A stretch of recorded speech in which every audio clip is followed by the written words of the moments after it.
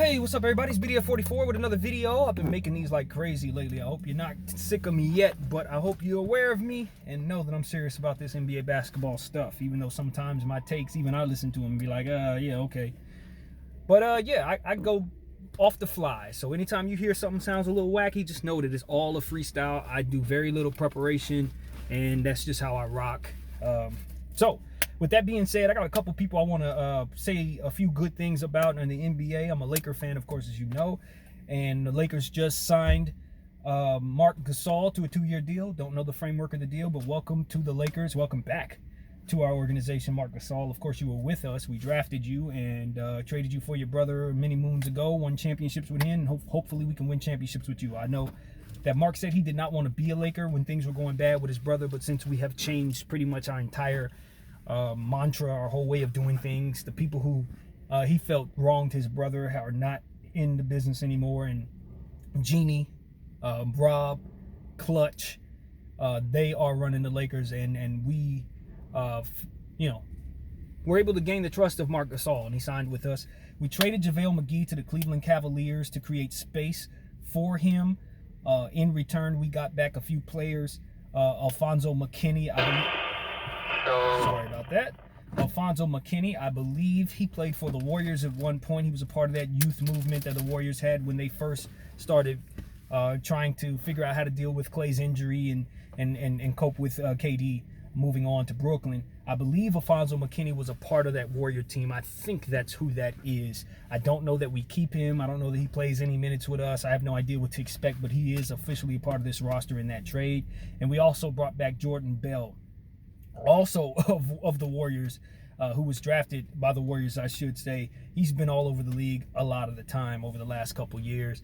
Not much of an offensive threat, but he does have some defensive ability, and he can rebound a lot. His upside was pretty strong on draft day, and he was actually somebody I was interested in the Lakers taking at that time, but the Warriors ended up getting him. We passed on him, and he's since been bouncing around the league like a basketball, but he's now playing for the purple and gold, and I don't know if we turn around and flip him again or keep him and have him as a part of our bench mob, or waive him. I don't know what the Lakers are going to do. A lot of times when Jordan Bell is traded for, he is waived thereafter. This is just a theme, so I'm not quite certain if those guys will be Lakers, but we know for a fact that JaVale is now a part of the Cleveland Cavaliers. Thank you, JaVale, for your contributions as a champion for the Lakers, and as somebody who played with our kids, was here for a while. You've been here about as long as Rondo, if not longer, and it's been a joy.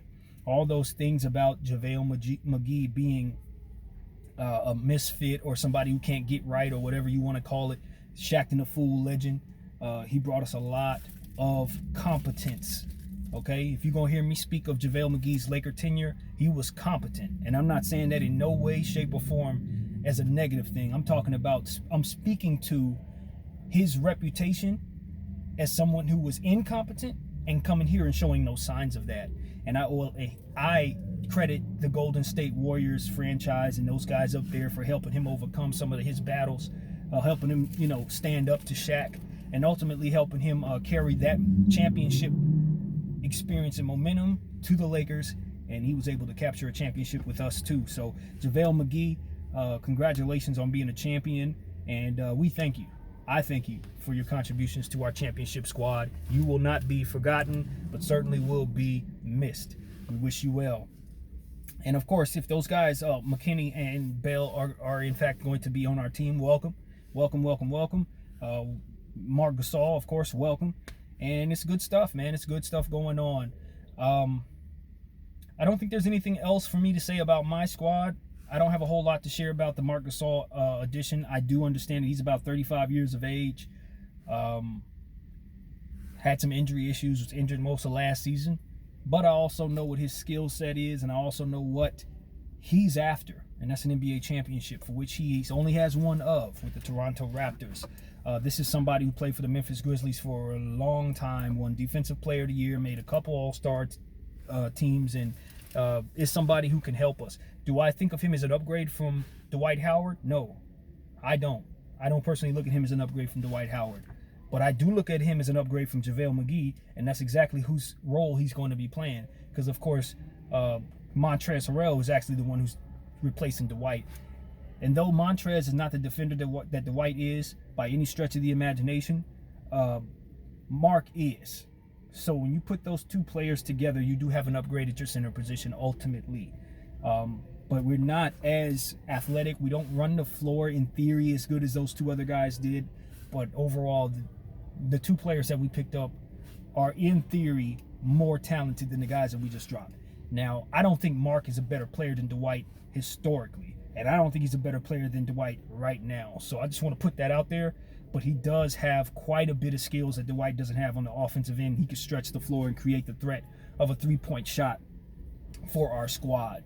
So that's going to be helpful. And he's a monster defensively himself. Like I said, he's won a Defensive Player of the Year before. If he's healthy, if his body's in shape, he can contribute some. And he's not going to be relied upon to do a whole lot. If for some reason he's not having it, if he doesn't have it that night, we got a bunch of other guys that can come in and fill in his spot. So I ain't going to say a bunch. That's overstating it. But we do have bigs at this point. We do have bigs. We have Trez. We got AD. We got Jordan Bell in theory. And, of course, now Marc Gasol to play the bigs for us. Obviously, LeBron James is a massive person. He could be considered a big in small ball lineups. Kuzma's still on the roster somehow. He can play center in small ball lineups. So we have size. That was most important. I don't think we're as athletic in our size because you're not going to replace Dwight and McGee and think you're getting more athletic. But you are bringing in a sound couple of bigs. So I'm thrilled with what we've done. We are a better team. In fact, I think you can say we're significantly better, to be dead honest with you.